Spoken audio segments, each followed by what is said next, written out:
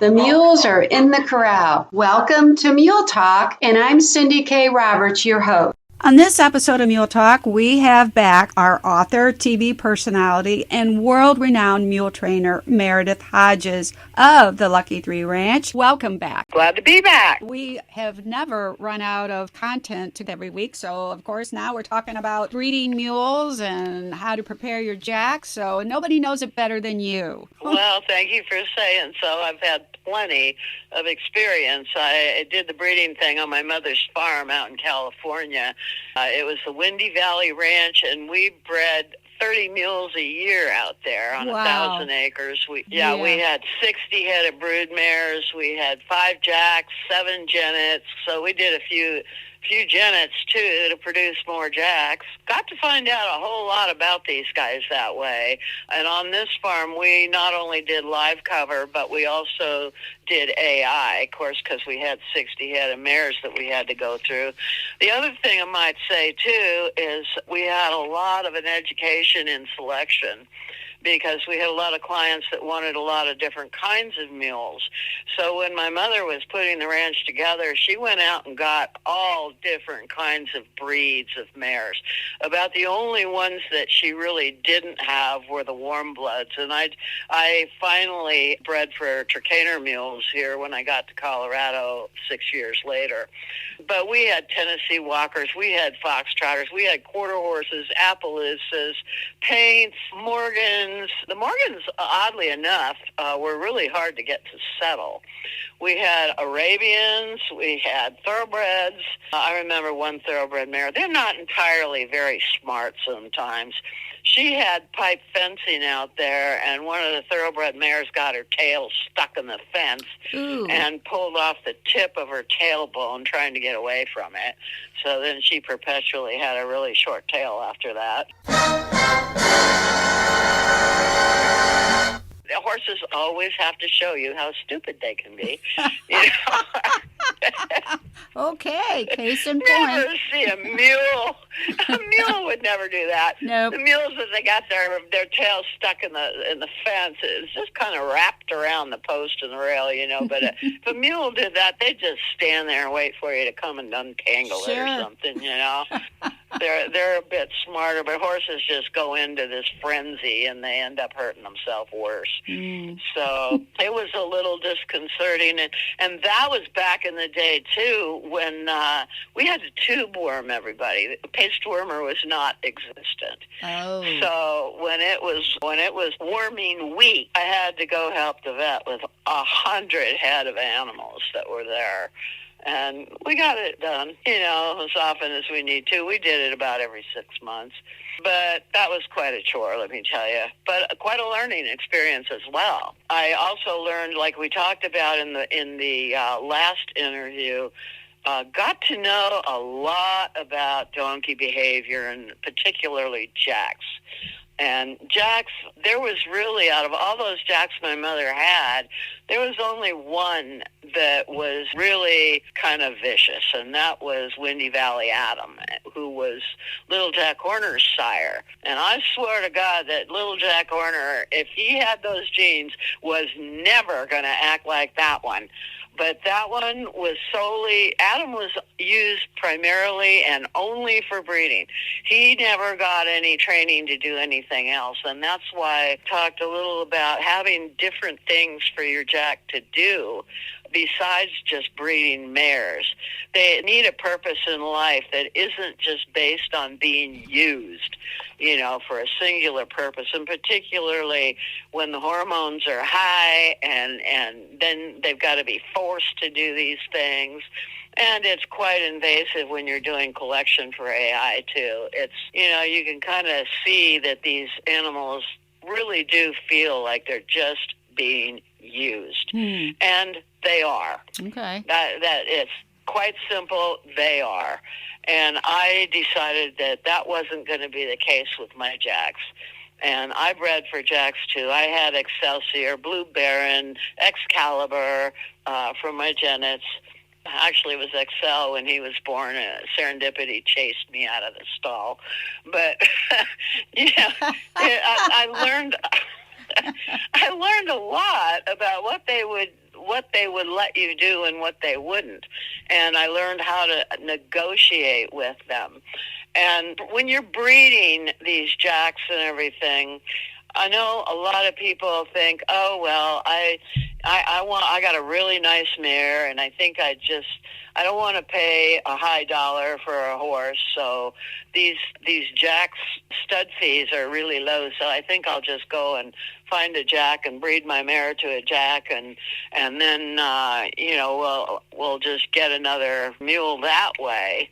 It'll be a lot cheaper to do it that way, but there's so much more to breeding than that, because if you breed who you think is a good mare, she may not be all that. And then you have to consider the conformation, the temperament, and the disposition of the jack, because he's going to contribute a lot to that mix too.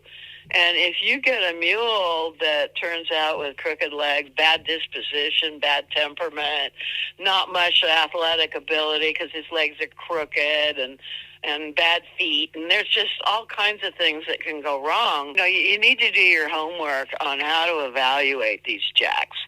And in part 2, we're going to talk about the mares, but right now I want to talk about the jacks. And the jacks need to have a basically balanced conformation, very similar to a horse, but not quite like a horse, because donkeys are not like horses. Donkeys have steeper shoulders and steeper hips. Many of them have crooked legs, and a lot of them have feet that are too small. Their heads can be too large. Their neck can be too short. And the one thing that you really want to look for to contribute to a mule is really big ears.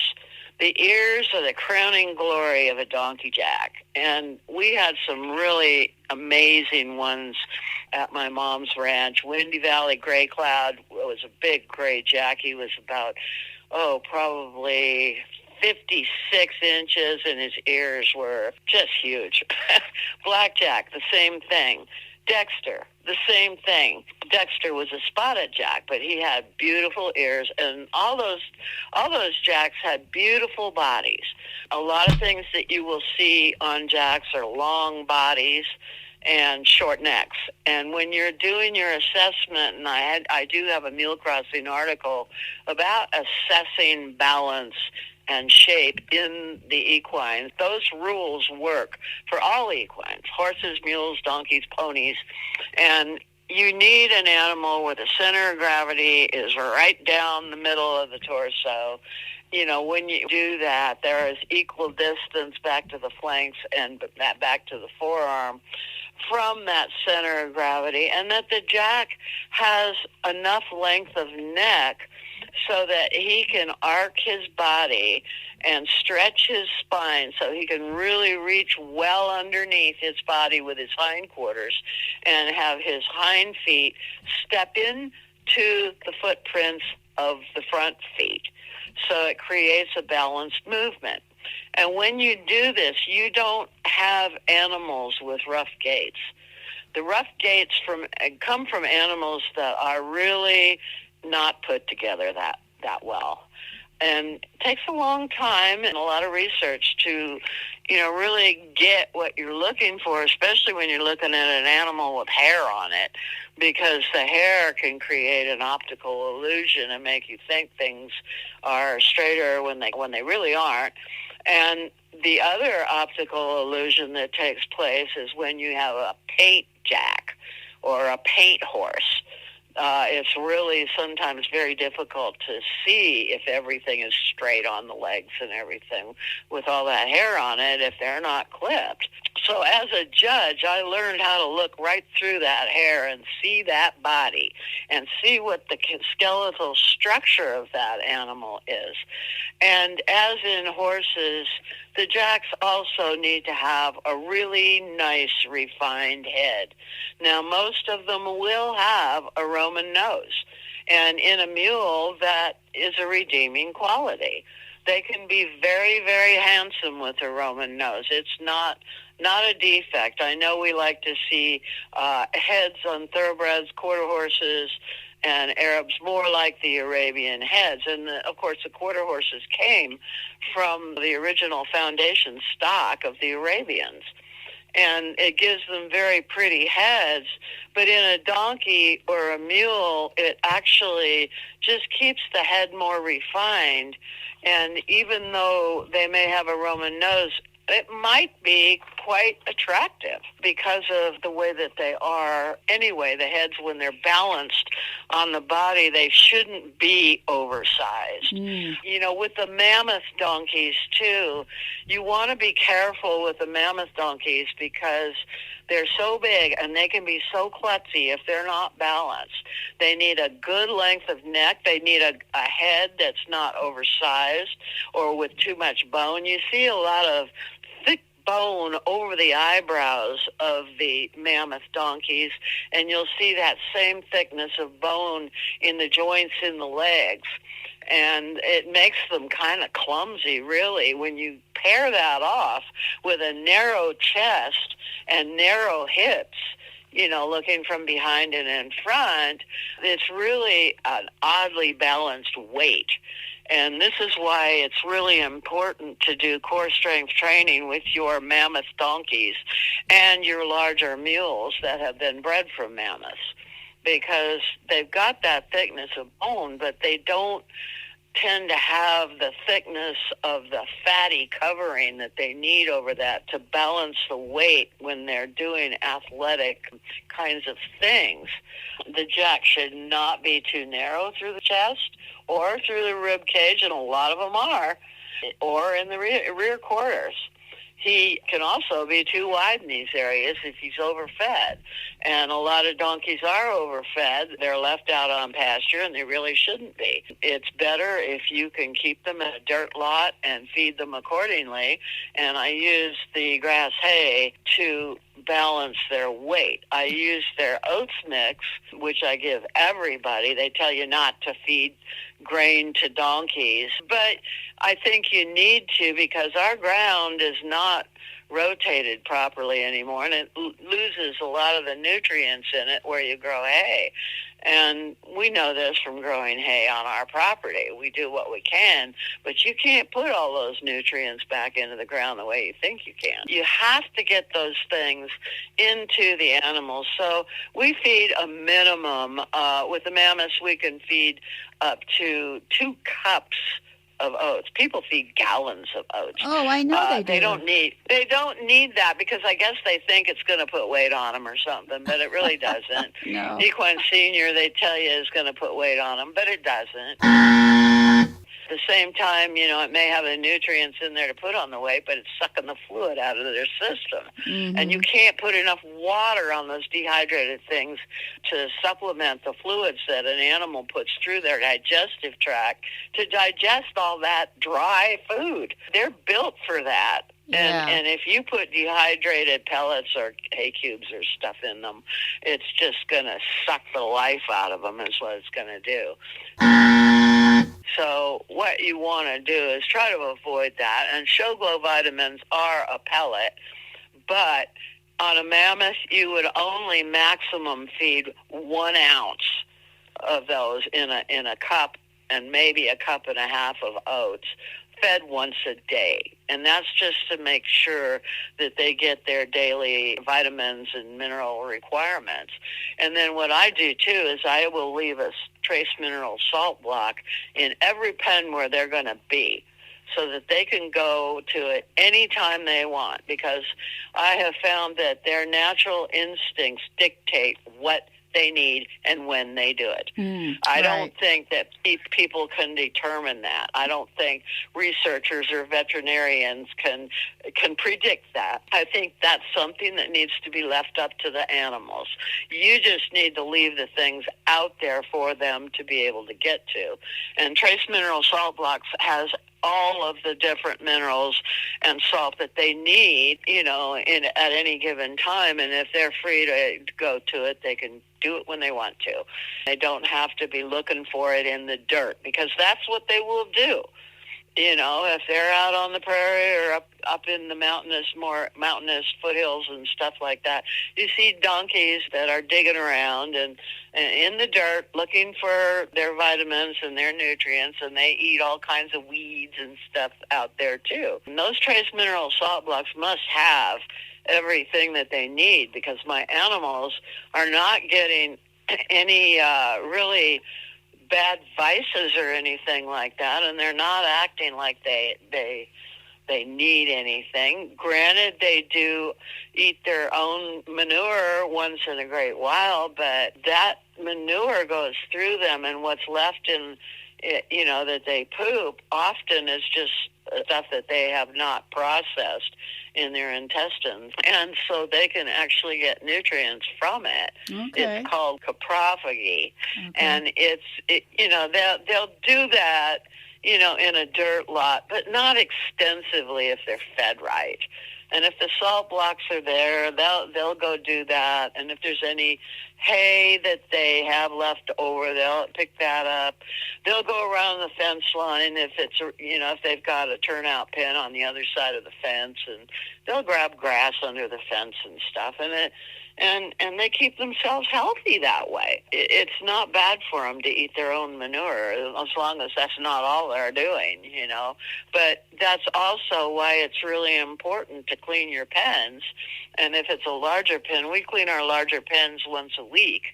And that way the manure that they're eating is not old, and it's not going to have mold in it and other things that could be detrimental to them. Okay. It keeps it pretty clean, and like keeping something in a refrigerator, only it's not. It's in the dirt. Yeah, I don't know if I'd go to the You know? fridge for something like that.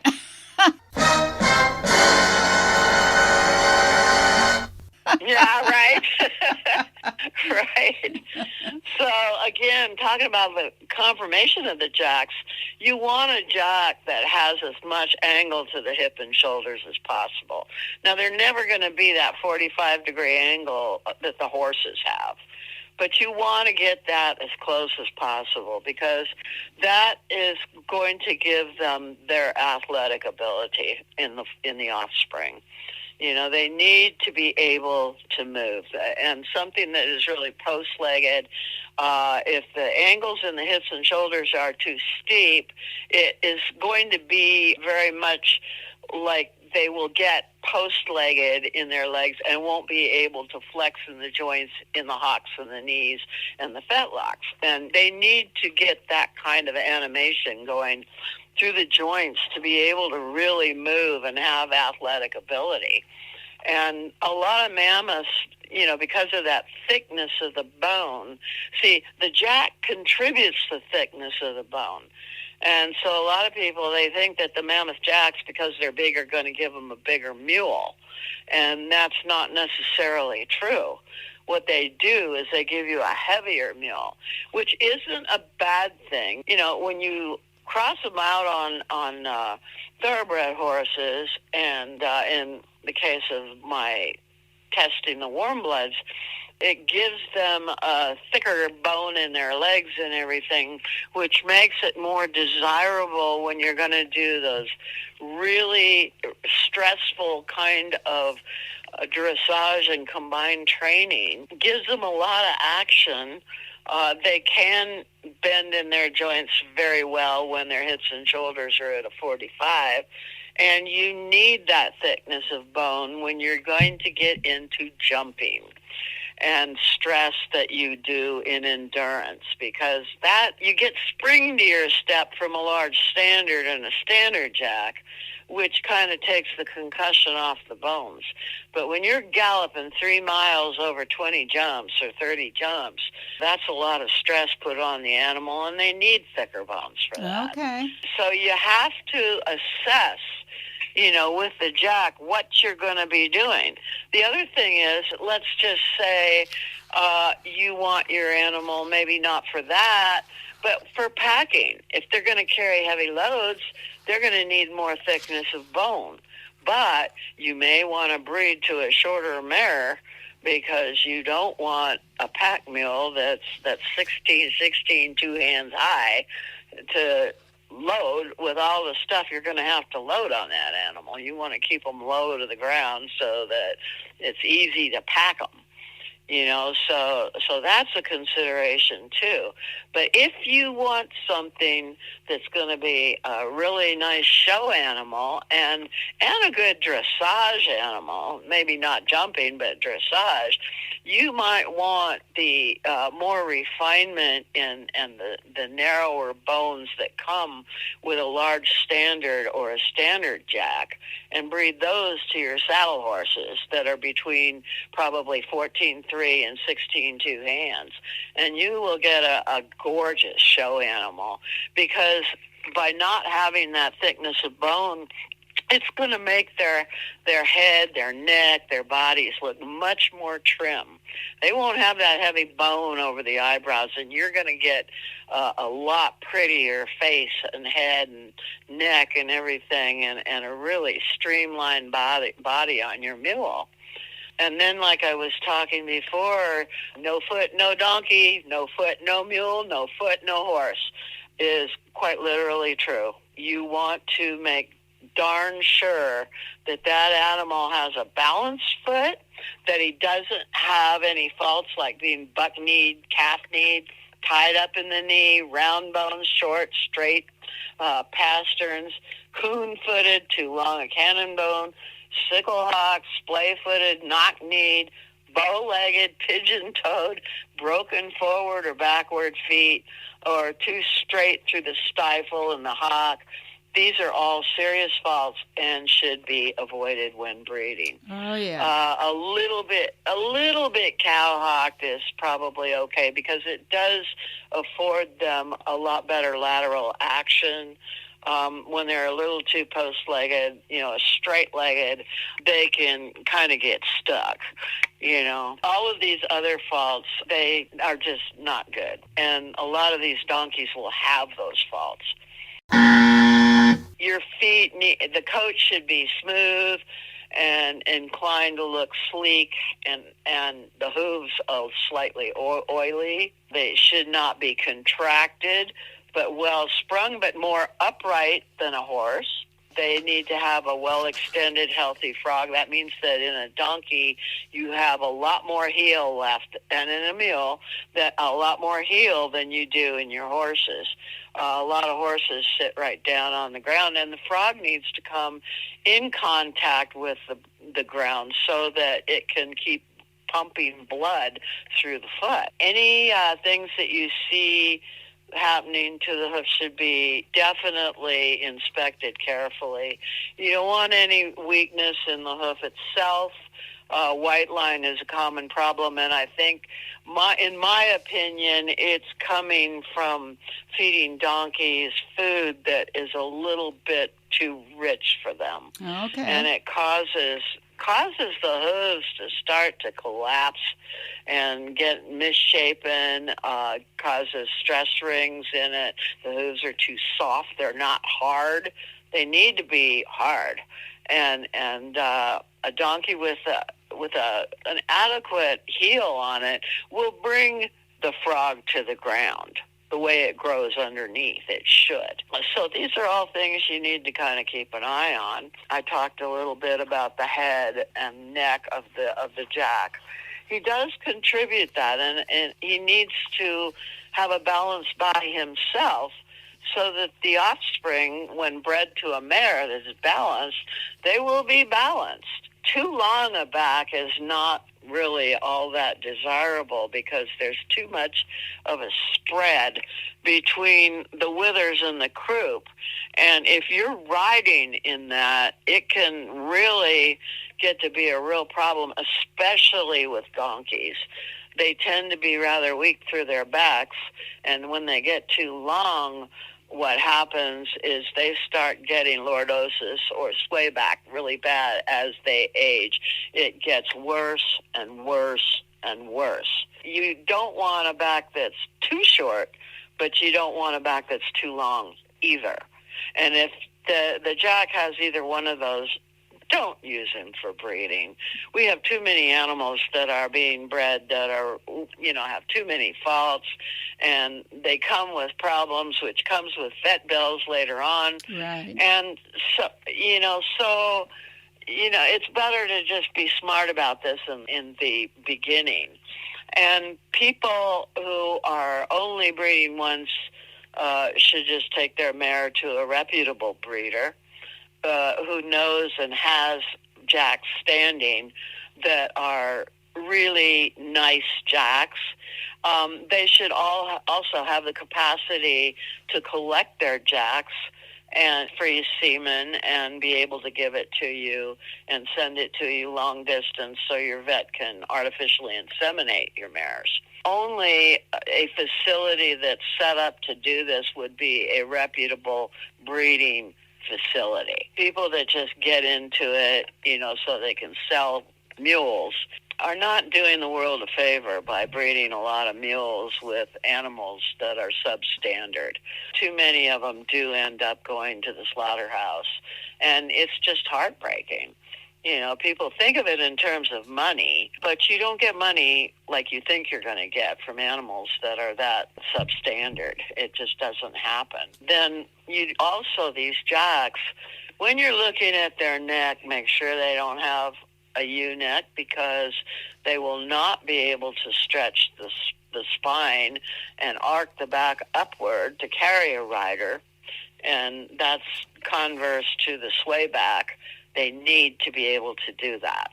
They need to be able to arch that spine, which also enables their hind legs to step under them and reach the center of gravity underneath their torso, halfway underneath their torso. So that has to happen, and because then when the animal is moving, he will be able to step under and elevate the front legs.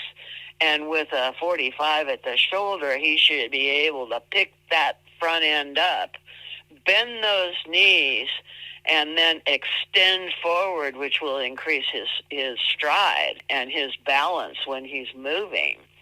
So it's really, really important that you set your animals up for that by educating yourself and researching what is a good combination in breeding. Now, regardless of how lovely and balanced he may be, he may possess genes that produce offspring with many, many conformational faults.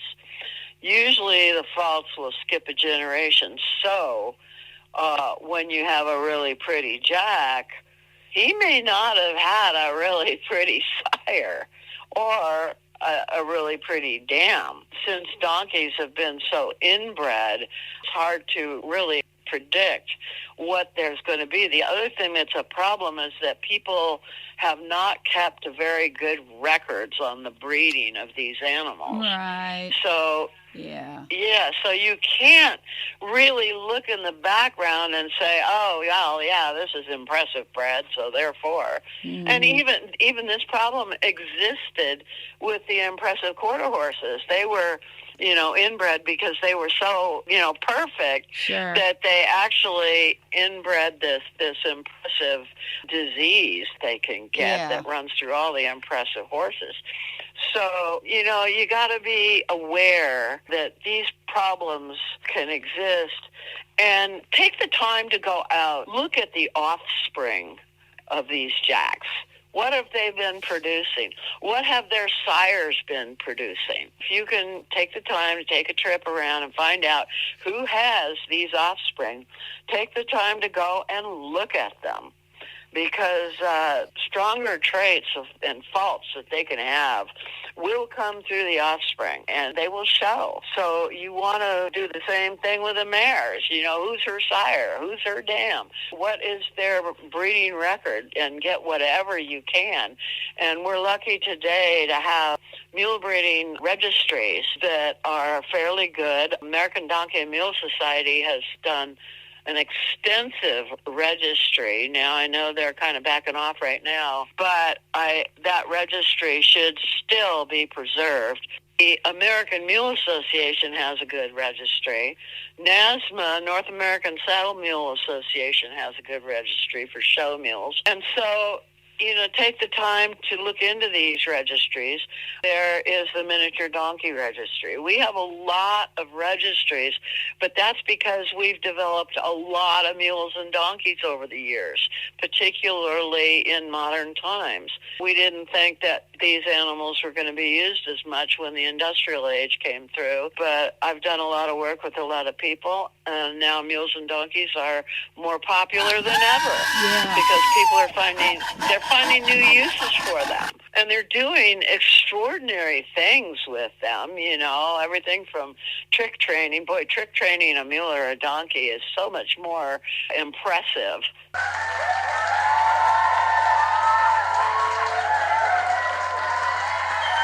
The things that they can do, compared to horses. Right. And it's really cool to see these people doing all these different things with their mules and donkeys. Because they are extraordinary. Yeah. And you don't see it very often. Probably the most important thing is the disposition of the jack. There's a difference between the jack's natural instincts, his personality, and his acquired personal attitudes. So learn to distinguish between a natural instinct, a distinctive personality trait, and behavior that was the result of improper handling. I've found that most donkeys, they're very cooperative and very affectionate when being patiently and fairly treated, but some can also be more obstinate about things than others. So remember, in addition to the inherited traits of the jack, it is the mare or the jennet from which the offspring learns most of his behaviors while he's growing up. So learn to make educated choices concerning your breeding stock, and in order to maintain the integrity of the breed, use only jacks with the best conformation for breeding. Yeah, that makes sense. Wow. Doesn't it? Sure. Doesn't it? And make sure, I will state it again, that the jack has more to do in his life than just breed mares. And also, don't think that you can just throw the jack out in a pen with mares and have him breed them, because they will intimidate him. And so even a young, healthy mare can be quite intimidating. And little Jack Horner, after he had bred mares for years, I decided to try and pasture breeding his 4 jennets. And they cornered him, and he was terrified.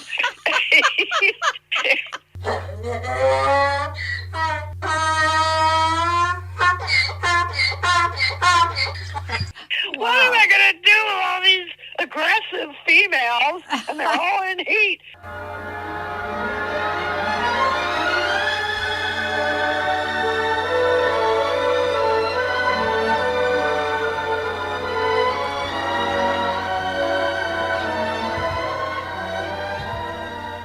And they're all backing up to me.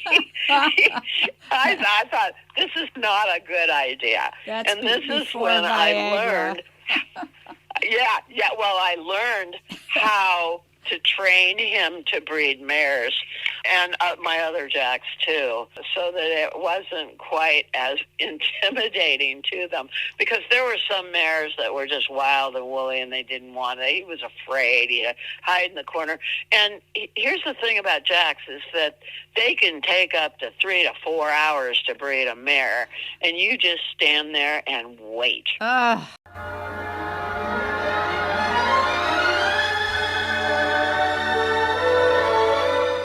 And wait.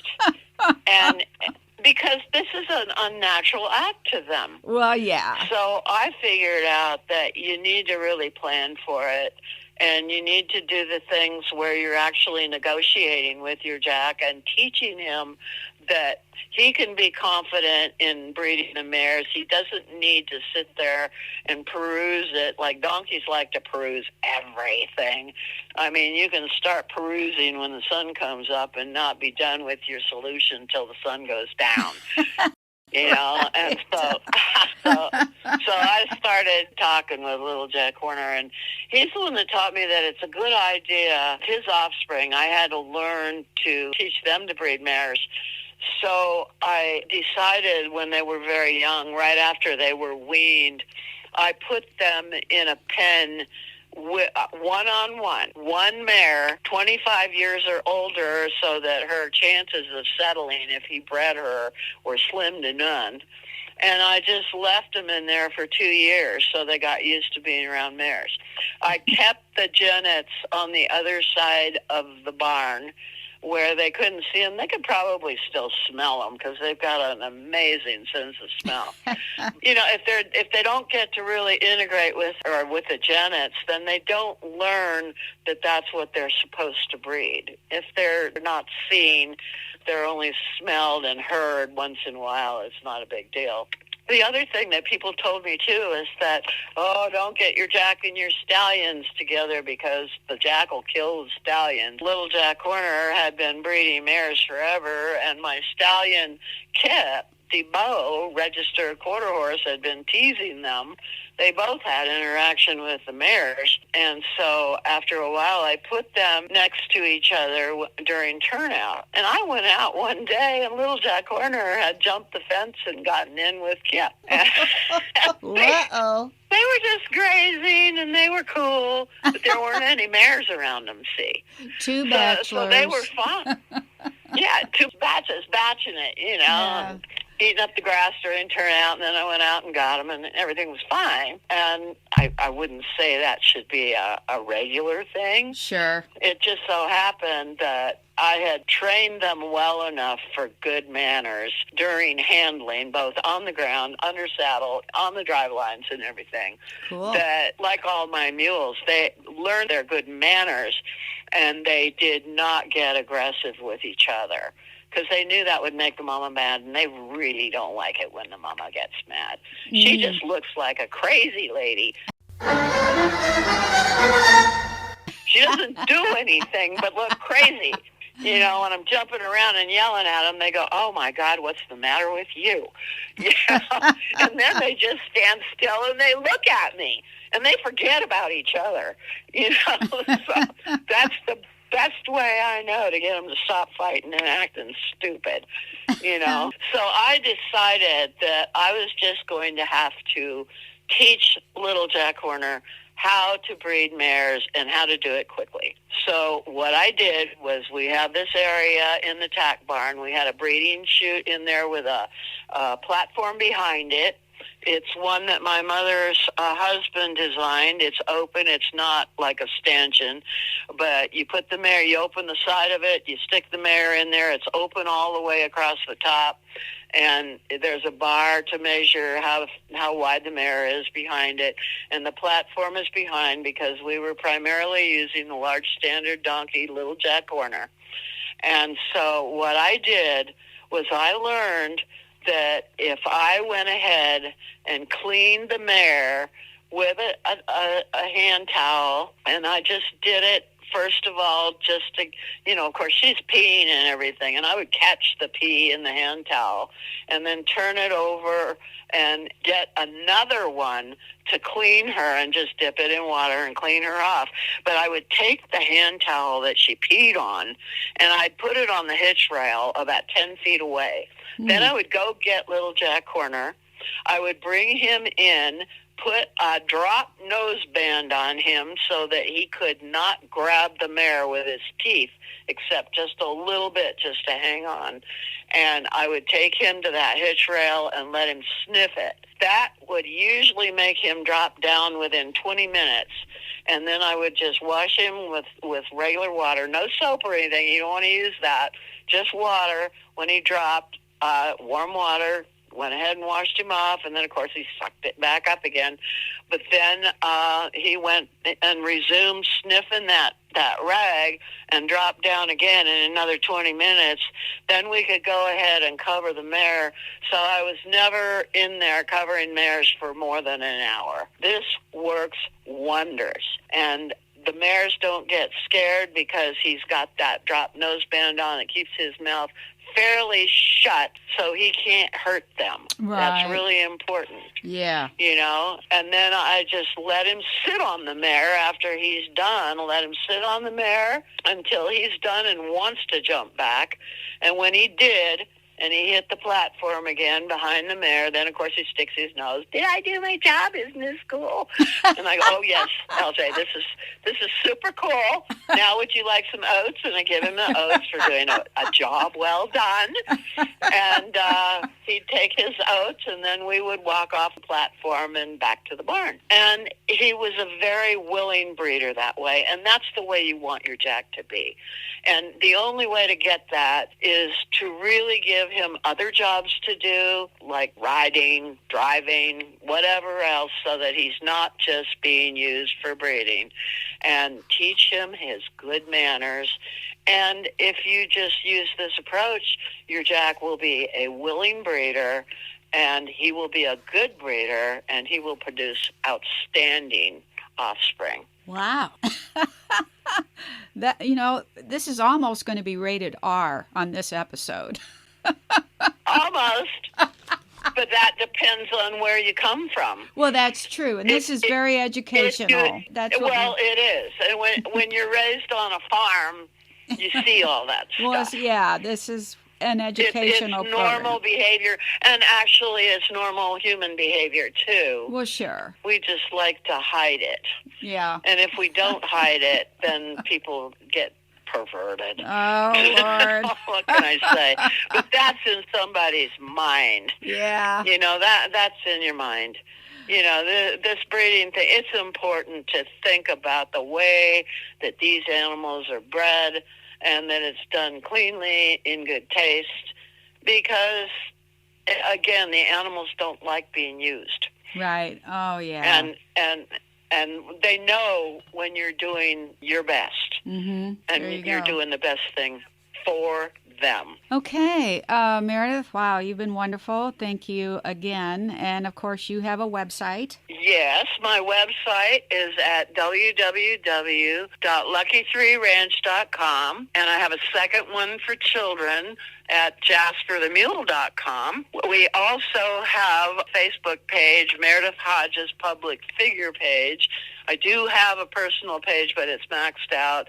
But I also put the same thing on both pages.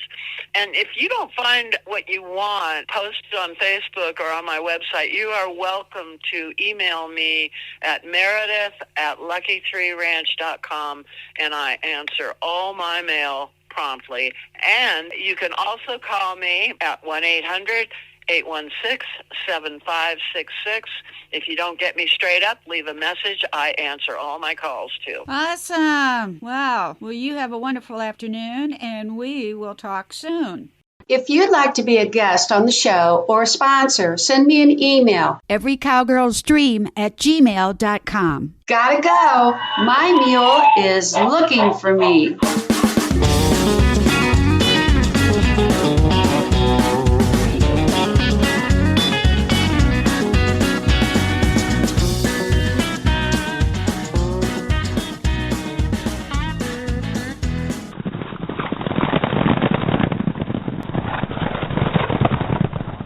Mule Talk is an Every Cowgirl's Dream production.